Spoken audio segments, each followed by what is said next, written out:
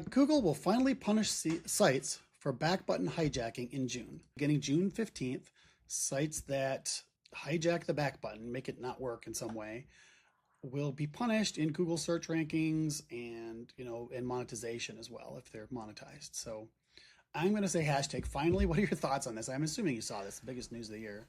I somehow missed it. That big news of the year went over my head or around my sphere of awareness. I don't know why, but also maybe because I'm not a web developer.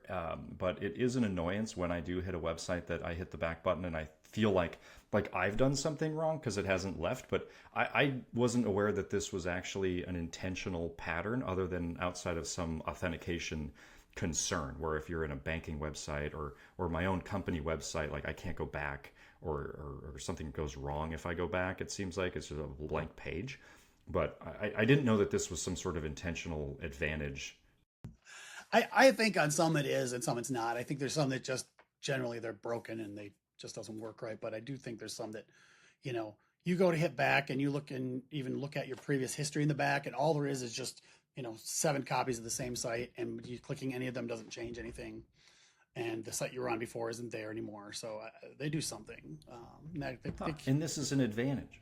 Well, I think it is, because I think it does 2 things. I think one is it looks like they just went back to your same site again, so it's another page view, and I think also then they keep you on the page. So that looks good for metrics. I don't know if it's good for actual money, but presumably if you have ads on your page, it's probably good. Although Google says now you'll be marked as a spam site, which will not be good for and downranked, much lower page rank in search. Okay, that makes sense. The ad views, you're going to show more ad views, perhaps. Right. Maybe this is me talking out of turn because I don't. Yeah. Don't know.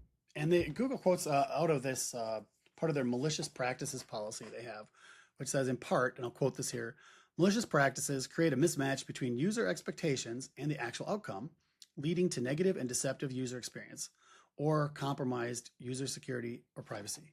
Good to hear. They'll crack it down on that.